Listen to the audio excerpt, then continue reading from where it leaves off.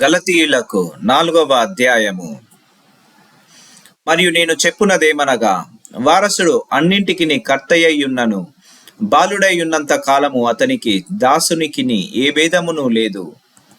తండ్రి చేత నిర్ణయింపబడిన దినము వచ్చు వరకు అతడు సంరక్షకుల యొక్కయు గృహ నిర్వాహకుల యొక్కయు ఆ దినములో ఉండును. అటువలే మనమును బాలురమై ఉన్నప్పుడు లోక సంబంధమైన మూల పాఠములకు లోబడి దాసులమై ఉంటిమి. అయితే కాలము పరిపూర్ణమైనప్పుడు దేవుడు తన కుమారుణ్ణి పంపెను. ఆయన స్త్రీ యందు పుట్టి మనము దత్తపుత్రులము కావాలనని ధర్మశాస్త్రమునకు లోబడి ఉన్న వారిని విమోచించుటకై ధర్మశాస్త్రమునకు లోబడిన వాడాయను. మరియు మీరు కుమారులై ఉన్నందున నాయనా తండ్రి అని మొరపెట్టు తన కుమారుని ఆత్మను దేవుడు మన హృదయములలోనికి పంపెను. కాబట్టి నీవిక దాసుడవు కావు, కుమారుడవే. కుమారుడవైతే దేవుని ద్వారా వారసుడవు.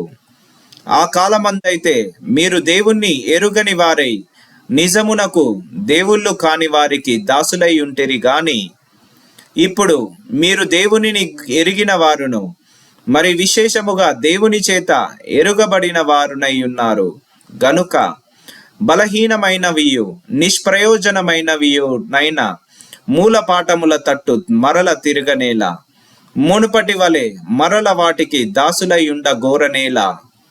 మీరు దినములను, మాసములను, ఉత్సవ కాలములను, సంవత్సరములను ఆచరించుచున్నారు. మీ విషయమై నేను పడిన కష్టము వ్యర్థమైపోవునేమో అని మిమ్మును గూర్చి భయపడుచున్నాను. సహోదరులారా, నేను మీ వంటి వాడనైతిని గనుక మీరును నా వంటి వారు కావాలనని మిమ్మును వేడుకొనుచున్నాను. మీరు నాకు అన్యాయము చేయలేదు.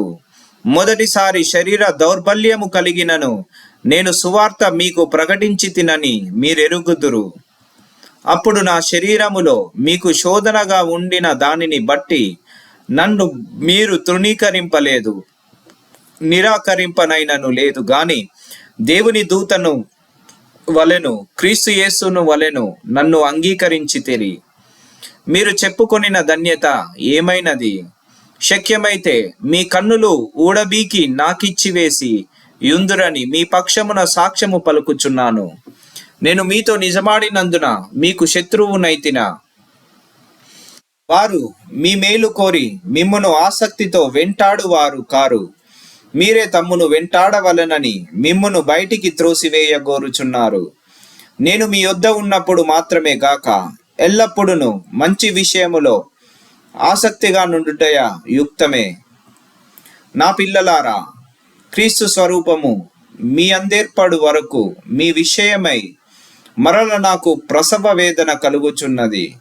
మిమ్మును గూర్చి ఎటుతోచక యున్నాను.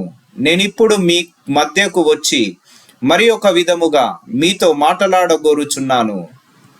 ధర్మశాస్త్రమునకు లోపడి ఉండు గోరువారలారా, మీరు ధర్మశాస్త్రము వినుట లేదా? నాతో చెప్పుడి. దాసి వలన ఒకడును, స్వతంత్రిరాలి వలనను ఒకడును, ఇద్దరు కుమారులు అబ్రహామునకు కలిగిరని వ్రాయబడి ఉన్నది కదా. ఆయనను దాసి వలనను పుట్టినవాడు శరీర ప్రకారము పుట్టెను, స్వతంత్రాలు వలన పుట్టినవాడు వాగ్దానమును బట్టి పుట్టెను. ఈ సంగతులు అలంకార రూపకముగా చూపబడి ఉన్నవి. ఆ స్త్రీలు 2 నిబంధనలై ఉన్నారు. వాటిలో ఒకటి సినాయి కొండ సంబంధమైనదై దాస్యములో ఉండుటకు పిల్లలు కనును. ఇది హగరు. ఆ హగరు అనున్నది అరేబియా దేశములో ఉన్న సినాయి కొండయే. ప్రస్తుతమందున్న యెరూషలేము దాని పిల్లలతో కూడా దాస్యమందున్నది కనుక ఆ నిబంధన దానికి దీటయి ఉన్నది.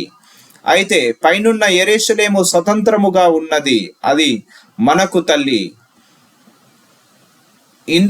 ఇందుకక్కనికి గొడ్రాల సంతోషించుము. ప్రసవ వేదన పడని దాన బిగ్గరగా కేకలు వేయుము. ఏలయనగా పెనిమిటి గల దాని పిల్లల కంటే పెనిమిటి లేని దాని పిల్లలు ఎక్కువ మంది ఉన్నారు అని రాయబడి ఉన్నది. సహోదరులారా, మనమును ఇస్సాకు వలె వాగ్దానమును బట్టి పుట్టిన కుమారులమై ఉన్నాము. అప్పుడు శరీరమును బట్టి పుట్టినవాడు ఆత్మను బట్టి పుట్టిన వానిని ఎలాగూ హింస పెట్టెనో ఇప్పుడును అలాగే జరుగుచున్నది.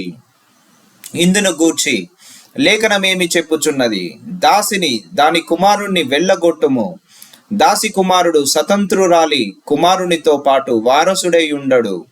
కాగా సహోదరులారా, మనము స్వతంత్రురాలి కుమారులమే గాని దాసి కుమారులము కాము.